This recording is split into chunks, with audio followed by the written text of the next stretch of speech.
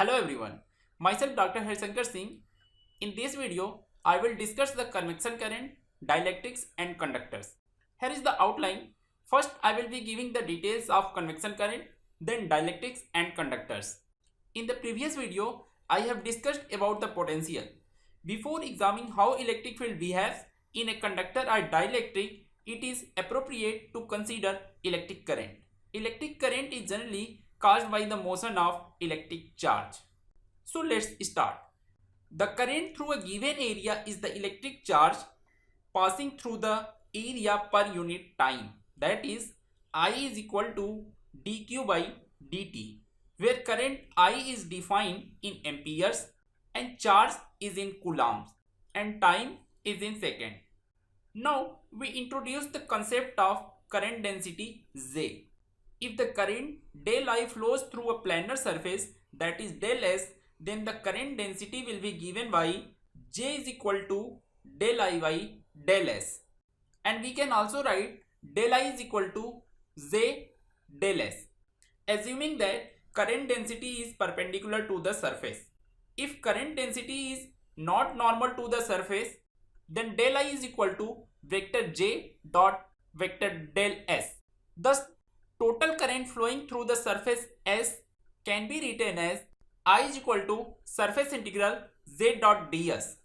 Here, current I through is the flux of current density J. So, depending on how I is produced, here are different kinds of current density exist. Convection current density, conduction current density and displacement current density.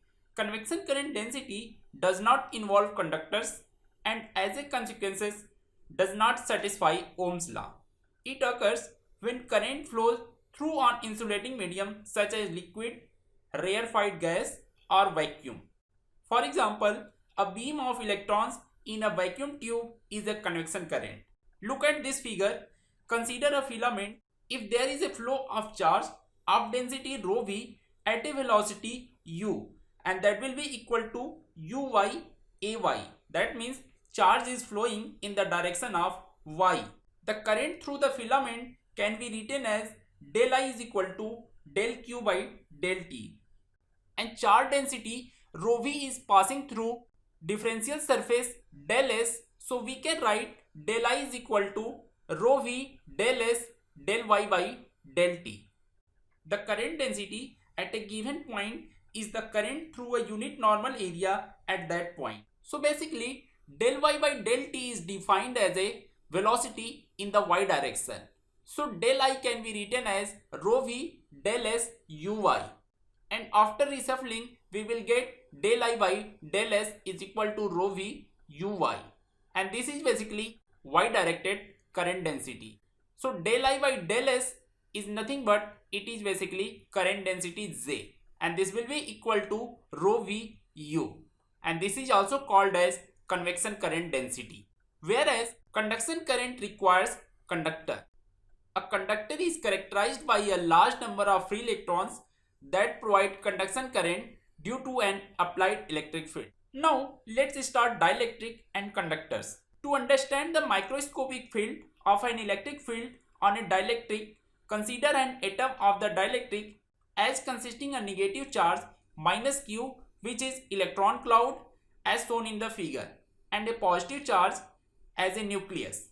When the electric field is applied, the positive charge is displaced from its equilibrium position in the direction of electric field E by the force F, while negative charge is displaced in the opposite direction due to the force F. That is, these forces will move these charges in the opposite direction. Here, two cases will be generated. In the first case, the atom is stretched, resulting a dipole formation, as electron cloud is distorted by applied the electric field E, but the electron is still bound to the atom. But in the second case, the electron may break free from the atom, creating a positive ions and a free electron. We can call this as a free charges, and the electric field will cause them move in the opposite direction as shown in the figure.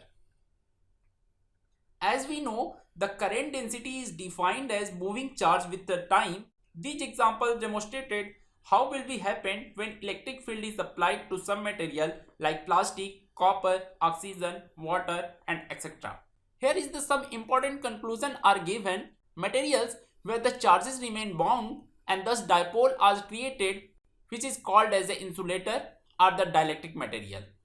And material where the electrons are free to move are called as a conductor. Of course, materials consist of molecules with many electrons, and in general some electrons are bound and some are free. As a result, there are no perfect conductor or perfect insulator, although some materials are very close to conductor, or you can say insulator. Some material lie between the good conductor and a good insulator. We call this material as a semiconductor. For example, silicon. Thank you for watching this video.